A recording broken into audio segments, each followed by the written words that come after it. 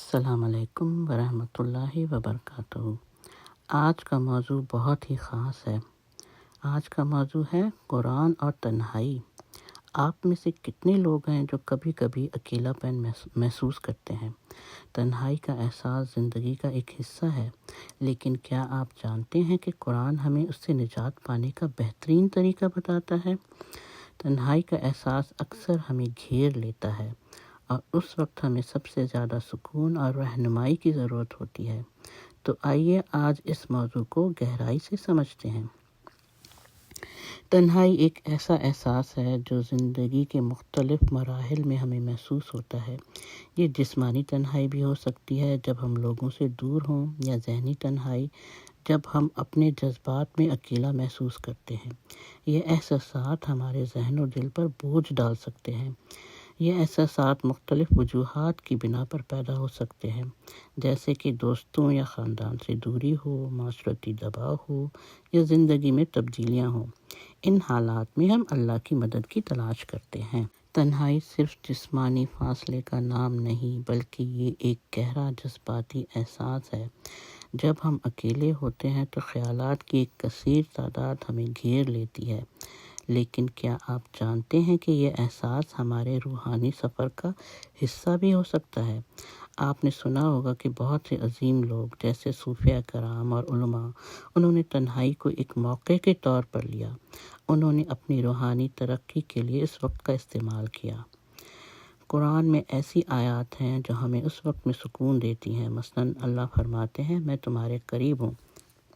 یہ الفاظ دل کو تسلی دیتے ہیں جب ہم محسوس کرتے ہیں کہ دنیا میں کوئی نہیں تو اللہ ہمارے ساتھ ہے۔ اللہ نے فرمایا سورہ بقرہ کی آیت نمبر 186 میں، وَإِذَا سَأَلَكَ عِبَادِي عَنِّي فَإِنِّي قَرِيبٌ أُجِيبُ دَعْوَةَ الدَّاعِ إِذَا دَعَانِ فَلْيَسْتَجِيبُوا لِي وَلْيُؤْمِنُوا بِي لَعَلَّهُمْ يَرْشُدُونَ۔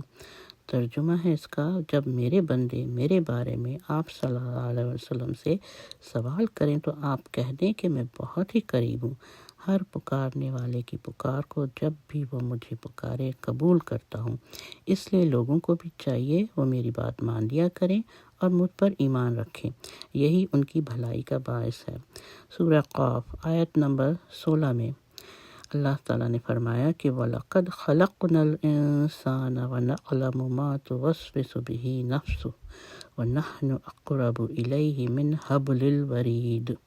ترجمہ ہے اس کا، ہم نے انسان کو پیدا کیا اور اس کے دل میں جو خیالات اٹھتے ہیں ان سے ہم واقف ہیں، اور ہم اس کی رگ جان سے بھی زیادہ اس سے قریب ہیں۔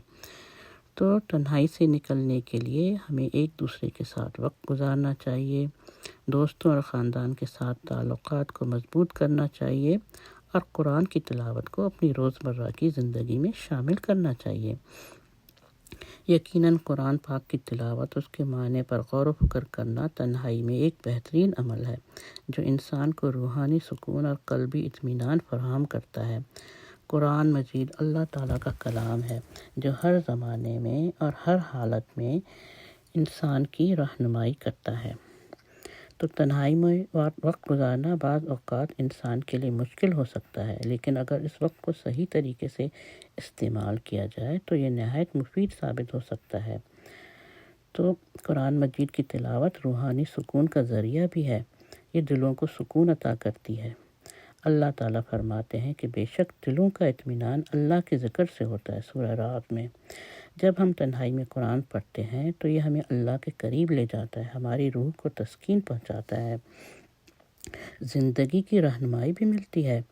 وہ زندگی کے ہر پہلو میں ہماری رہنمائی کرتا ہے، چاہے وہ اخلاقیات ہو، معاشرتی تعلقات ہوں یا ذاتی مسائل ہوں۔ قرآن ہر سوال کا جواب فراہم کرتا ہے۔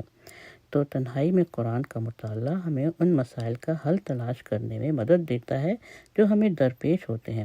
قرآن کی تلاوت کے بعد دعا کرنا بھی بہت مفید ہوتا ہے۔ تنہائی میں اللہ سے مناجات کرنا دل کو مزید سکون بخشتا ہے اور ہماری دعاؤں کی قبولیت کا ذریعہ بنتا ہے۔ اس سے علم میں بھی اضافہ ہوتا ہے۔ علم کا خزانہ ہے قرآن، اس کی تلاوت اور ترجمہ پڑھنے سے ہمارا علم بڑھتا ہے۔